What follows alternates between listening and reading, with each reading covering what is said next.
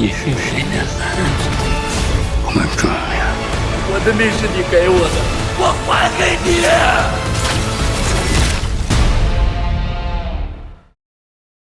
Bonjour à tous, c'est Valentin, le Home Cinéman, et je suis en compagnie de Loïc. Bonjour Loïc. Salut. Nous sommes réunis ici aujourd'hui pour vous parler de Creation of the Gods, chapitre 1, réalisé par Wershan. C'est un film chinois qui est sorti il y a un bout de temps en Chine, mais qui vient de débarquer récemment en France. Il était sorti dans quelques salles sur 2 jours en février, un peu comme Godzilla Minus One, et du coup tout le monde l'avait raté. Moi à ce moment-là j'avais repéré le film, je m'étais dit ça peut être intéressant, et du coup il y avait eu que des bons retours, donc je m'étais dit il faudra absolument le voir un jour. On a eu une énorme chance, c'est qu'on a pu, le film sort officiellement, donc dans plein de salles et sur tout le territoire, en ce mois de juillet. Il est actuellement en salle, et donc vous pouvez aller voir Creation of the Gods. C'est l'histoire d'un royaume fictif, adapté du coup d'un conte ou d'une histoire chinoise traditionnelle. C'est dans une Chine féodale, un petit peu, une Chine médiévale, et donc c'est l'histoire d'un royaume qui est divisé en plusieurs parties. Voilà, il y a le nord, le sud, l'est, ouest. En gros, l'histoire commence au moment où la partie nord du royaume se rebelle, et donc le prince Yinshu, donc l'un des fils du roi, pendant la bataille, il va accidentellement réveiller un vieux démon sans le savoir, et ce démon va prendre possession d'une fille qui s'était donné la mort à ce moment-là. Le prince Yinshu va garder ce personnage qu'il était censé assassiner et tuer immédiatement, parce que le démon va commencer à l'envoûter. Et donc, il va la ramener à la capitale, et à ce moment-là, le fils aîné, donc du coup son frère à Yinshu, donc le fils aîné du roi, décide de tuer le roi, et donc de faire un coup d'état, ce qui fait du prince Yinshu le nouvel héritier de la dynastie Shang, et donc il est le nouveau roi, mais il est perverti par un démon, et du coup il va mener cette dynastie dans le mur, parce que on apprend que cette dynastie est maudite et qu'il va devoir se sacrifier, mais lui ce qu'il veut c'est être immortel, et donc ce démon va l'aider à rester immortel, et donc voilà, en fait on va suivre ses coups de théâtre, ses coups de poker dynastique, on peut dire ça comme ça. En tout cas voilà, c'est une intrigue politique, mais aussi des éléments fantastiques comme un démon ou plusieurs créatures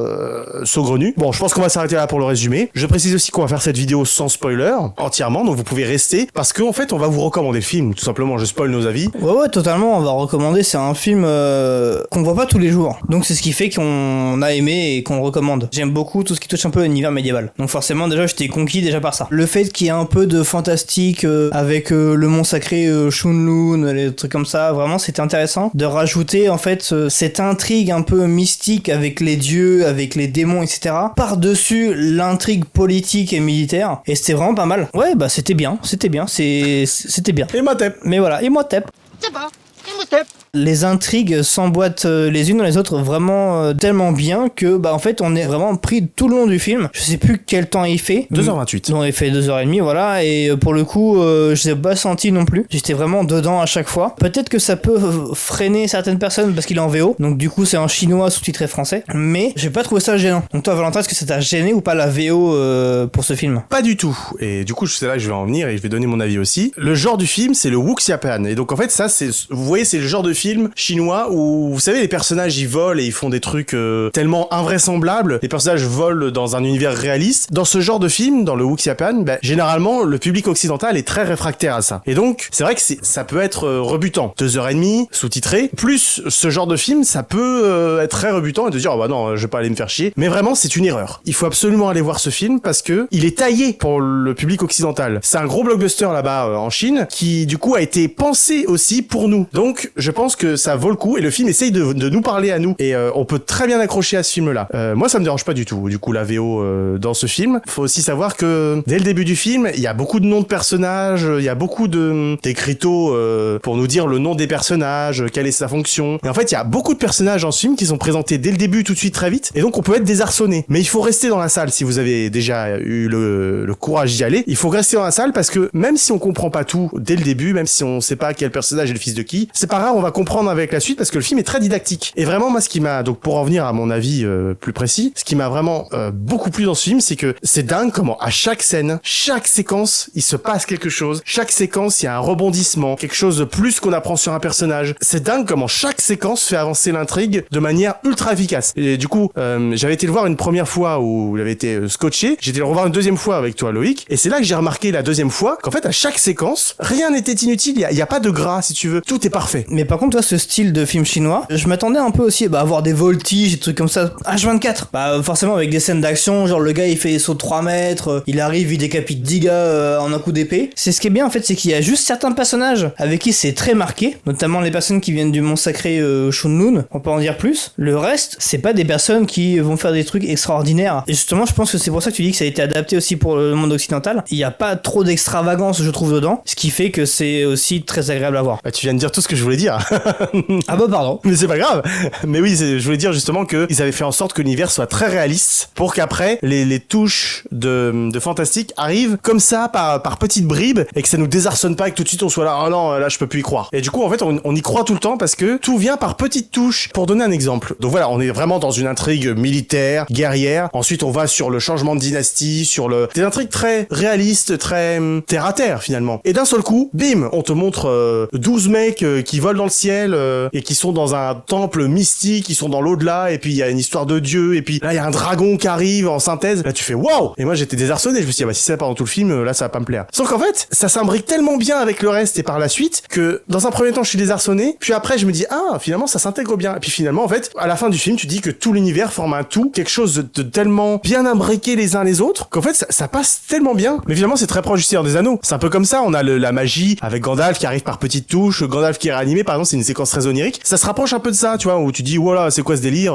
Moi j'ai eu cette impression là et il y a cette vibe un petit peu médiévale fantasy que j'ai bien aimé. Et surtout aussi un élément qui est super bien, c'est les personnages, ils sont ultra attachants, notamment le duc de l'Ouest, moi j'ai beaucoup aimé pour ceux qui ont vu le film. Ouais, le papy, ouais. Papy, ouais, qui est oh là là, mais qu'est-ce qu'il est touchant ce personnage. Et surtout, je pense le plus gros du film, le meilleur personnage du film, moi je trouve que c'est le méchant. Yin Shu, qui du coup celui qui est que je vous disais qui a été corrompu par le démon. Et en fait ce tandem là, Yin Shu et le démon renard, j'ai tellement aimé parce qu'il en impose, et l'acteur déjà, il a un charisme énorme. J'ai adoré, il représente une menace telle pour les héros que moi j'ai beaucoup aimé son personnage, je trouve que c'est le meilleur du film. Il représente une diade des ténèbres. Une diade dans la force.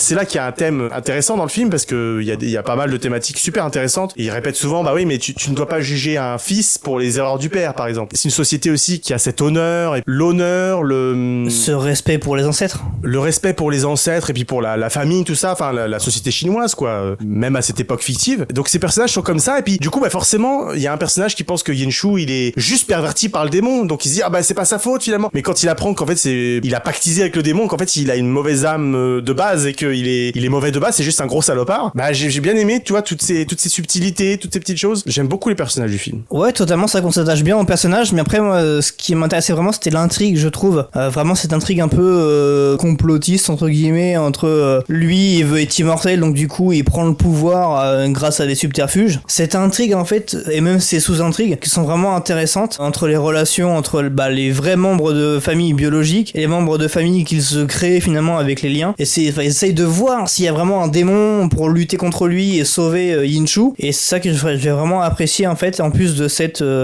époque médiévale, et puis les chorégraphies sont plutôt impressionnantes aussi, je trouve. Ce qui est intéressant, c'est aussi la thématique pour pas spoiler du coup. Il y a un moment, il y a un personnage qui trouve un bébé, ils veulent le tuer, et en fait, il y a le duc de l'Ouest qui dit, mais non en fait, ça sert à rien de le tuer parce que c'est un bébé, et en grandissant, il sera à l'image de celui qui va l'éduquer. C'est la même thématique avec les fils qui sont envoyés à la capitale, parce qu'en fait, sont-ils encore les fils de leur père, vu qu'ils ont grandi et ils ont été éduqués à la capitale et que par d'autres personnes. Et donc il y a toute cette thématique du qu'est-ce qui fait le fils de quelqu'un, de l'éducation, du respect de l'ancêtre, comme on disait, qui est super intéressante. Et je voulais rajouter une autre chose sur l'articulation entre les éléments fantastiques et réels, où c'est, comme je le disais, un peu comme le Seigneur des Anneaux, où il y a vraiment cette partie, très politique, géopolitique de l'univers, avec Aragorn, Legolas, Gimli qui veulent aller, et puis Frodon qui va aller mettre l'anneau, tout ça. Voilà, quelque chose de très terre à terre. Et à côté, Gandalf, Saruman et Sauron qui parlent, qui maîtrisent la magie. Voilà, il y a quelque chose de très fantastique, finalement, comme le Balrog, quelque chose, un univers immatériel. Et là, en fait, c'est un peu la même chose dans Creation of the Gods. Le côté politique et le côté immatériel avec les moines, c'est pas les moines, mais avec les envoyés de Shunlun, donc le temple. Et par exemple, en fait, ces éléments immatériels sont, comme je disais, par petites touches et interagissent très bien avec le monde des vivants. Et il y a des trucs super cool, comme les pouvoirs pouvoirs qu'ils ont. La gamine qui peut voler sur des anneaux de feu. Moi, j'ai adoré ce design. Moi, j'ai préféré le mec justement avec sa grande lance et le ses bâton. Ouais. Oh. Il peut se téléporter avec l'eau, mais c'est génial. Alors, c'est une téléportation élémentaire. Il peut se téléporter avec de l'eau, du feu, etc. Et on a vu que de l'eau, donc j'attends de voir la suite parce que ça promet d'être intéressant. Mais c'est vrai que ouais, ça se marie bien. Bah, je voulais pas trop y penser cette ressemblance avec le Seigneur des Anneaux, mais c'est vrai que plus t'en parles et plus je me dis que est-ce qu'on n'aurait pas notre version de Seigneur des Anneaux peut-être chinois, un petit peu. Bah, pour moi, on est sur le même, c'est le même acabit, c'est le même. Il y a un degré d'épique aussi dans Creation of the Gods qui est incroyable et qui se rapproche. Bon, dire que ça dépasse ou pas le Seigneur des Anneaux, c'est pas la question finalement, mais en tout cas, j'ai ressenti une petite vibe que je ressens devant le Seigneur des Anneaux habituellement et que là j'ai ressenti ici. Et je me suis dit putain, mais c'est épique, mais c'est bon en fait. Et il y a pas tellement d'action finalement dans le film, à part la première scène qui introduit le film justement pour te faire rentrer dans le film où vraiment c'est une scène de bataille immense. Il y a deux scènes d'action vraiment importantes. La première scène d'introduction et la scène où il quitte la capitale. Ouais, à la fin. Avec ouais. l'exécution. Il y a une scène d'action finale, mais finalement regarde au début et à la fin et pendant tout le film après, il y a pas de scène d'action. Alors c'est des petites scénettes d'action ou des échanges de coups d'épée, trucs comme ça, mais c'est tout. Il y a tellement peu de scènes d'action pour quelque chose qui se veut d'heroic fantasy, qui se veut épique, et pourtant ça remplit totalement ce rôle et on a ressenti les qualités de l'heroic fantasy dans ce film. Comme dans le conte de Monte Cristo, il n'y a pas besoin d'énormément d'action pour que le film soit suffisamment épique pour que soit rendu intéressant en fait. Et aussi un autre élément, comme je disais, il y a cette partie immatérielle aussi qui est différente du monde matériel dans ce film-là. Même dans cette partie immatérielle, ça se rapproche aussi beaucoup du Seigneur des Anneaux dans le sens où il y a aussi un combat de mage contre mage avec cette espèce d'apprenti mage, alors sans trop spoiler, pour ceux qui ont vu le film, c'est le mage noir, il y a un délire avec sa tête. Alors je suis pas un mage, c'est pas un mage, je suis pas d'accord. C'est un alchimiste. C'est le terme utilisé dans le film. C'est un magicien, quoi, une sorte de magicien. J'ai bien aimé, par exemple, c'est une scène tout con, mais à un moment, il va juste voir son maître, et son maître qui a l'air d'être un démon des océans, un truc vraiment qui est ultra stimulant, puis qui a une voix ultra dark. Donc on sent vraiment voilà cet affrontement des ténèbres de ce côté-là contre les envoyés de Shunlun qui sont un peu le bien. Et puis il y a ce délire aussi de l'investiture des dieux, on n'a pas parlé, mais d'une sorte de bâton, enfin non, de pouvoir magique accordé aux vivants par les dieux, et que les envoyés de Shunlun sont chargés de remettre à la dynastie. Mais quand le mec il arrive et qu'il voit que l'autre qui est à la tête de la dynastie il est perverti par un démon et que c'est pas un bon gars, bah finalement il essaye de partir, ne pas lui donner. Et donc c'est ça qui déclenche aussi tous les événements du film, parce que tout le monde va courir après cette investiture des dieux. Et même tu vois, ce pouvoir il est génial, je trouve, parce que ça révèle du coup l'âme des personnes, parce que plus tu vas tuer de gens, plus l'investiture des dieux sera puissante. Je trouve que c'est super stimulant, tu vois, tout ça, l'espèce de gros mage sombre, l'investiture des dieux, les éléments fantastiques, voilà, nous parlent à nous aussi et sont pas trop extravagants, donc on peut rentrer dedans, on peut les apprécier. Ouais, totalement. Ce bon mélange d'ingrédients asiatiques fait que c'est un magnifique film qui peut être apprécié aussi bien sur la partie orientale que la partie occidentale, je pense. Et c'est ce qui fait aussi qu'on a autant apprécié ce film. Donc pour conclure, moi je recommande énormément d'aller voir le film. Et vraiment, faut se faire violence, parce que même si on est un petit peu réfractaire, en se disant film chinois en VO de 2h30, j'ai peut-être pas trop envie de tenter l'expérience. Mais essayez. Enfin, franchement, je dis, il faut essayer, il faut aller le voir. Si ça vous plaît pas, tant pis, c'est dommage, mais tant pis, y a pas de souci. Mais vraiment, il faut essayer parce qu'il y a grave moyen que ça vous plaise. Nous aussi, on n'est pas non plus forcément les plus enclins à aller voir ce genre de film. Et pourtant, voilà, on y est allé, puis on a dit, en fait, ça vaut vraiment le coup. Et puis aussi à préciser, c'est marqué Creation of the Gods, chapitre 1, mais il faut préciser, sans spoiler non plus, que le film se termine parfaitement et se vaut totalement en lui-même. Certes, il y a des éléments posés pour la suite, mais on peut très bien apprécier ce film en lui-même. Il n'y aura pas besoin forcément d'aller voir une suite ou quoi. Voilà, ça se finit pas en queue de poisson, comme on dit souvent. Donc vraiment, il se suffit à lui-même et je vous recommande fortement d'aller voir. Rien à dire de plus. Vraiment, t'as tout dit. Donc, écoutez, vous souhaitez une bonne fin de journée, soirée, matinée. Abonnez-vous à la chaîne, lâchez un pouce, un commentaire, et vous pouvez nous suivre sur Sens Critique et Twitter. Les liens sont dans la description de la vidéo. Salut! Salut!